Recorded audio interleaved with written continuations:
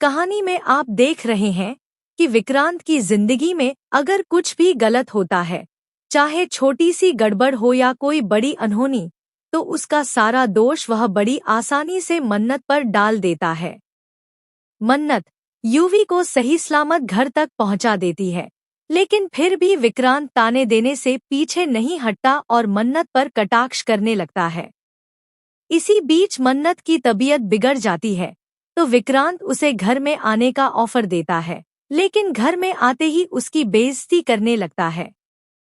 परेशान होकर मन्नत कहती है कि इतने साल बीत गए, आप मूव ऑन भी कर चुके हैं, आगे बढ़ चुके हैं, लेकिन दूसरों को ब्लेम करने की आपकी आदत नहीं गई। आपकी जिंदगी में कुछ भी हो जाए, हर बार दोष मुझ पर ही डाल देते हैं। विक्रांत मन्नत से बदतमीजी करता है और कहता है कि तुम्हारे अंदर इतनी हिम्मत कैसे है? इतना कुछ गलत करने के बाद भी तुम मुझसे आंखें मिलाकर यह सब कैसे कह सकती हो? विक्रांत जबरदस्ती मन्नत का हाथ पकड़ लेता है, लेकिन मन्नत झटके से हाथ छुड़ाकर उसे उसकी गलती का एहसास कराती है और सच दिखाती है। वह कहती है कि अगर इतना ही ध्यान देना है और बातें सुनानी है, तो यूवी पर ध्यान दीजिए और उसे सही रास्ता दिखाइए। वह बच्चा है, इसी वजह से भटक रहा है, क्योंकि उसे गलत चीजें सिखाई जा रही हैं। इधर ऐश्वर्या, जो अब आरजू बनकर रह रही है, बड़ी ऐश कर रही है और मजे से जिंदगी जी रही है, लेकिन अब वह डर चुकी है।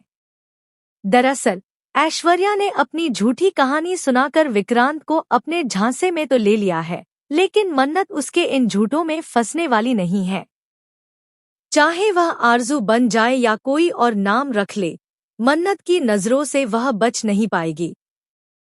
ऐश्वर्या अपनी झूठी कहानी मन्नत को कभी नहीं बेच पाएगी। आने वाले ट्विस्ट में ऐश्वर्या डरी हुई होगी, दुम दबाकर भाग रही होगी और कह रही होगी कि मन्नत मेरे सामने नहीं आनी चाहिए। लेकिन जब ऐश्वर्या भाग रही होगी, तभी मन्नत की निगाहें उस पर पड़ जाएंगी और यह देखकर मन्नत के होश उड़ जाएंगे कि जो औरत उसकी आंखों के सामने मर चुकी थी, जिसका किस्सा खत्म हो चुका था, वही उसकी माँ है, जिसने उसे बचपन में मरने के लिए छोड़ दिया था और कई बार मारने की कोशिश की थी। अब मन्नत ऐश्वर्या को किसी भी हाल में नहीं छोड़ेगी। दोस्तों, आपको बता दें कि श्रुति की मौत की सच्चाई अभी तक सामने नहीं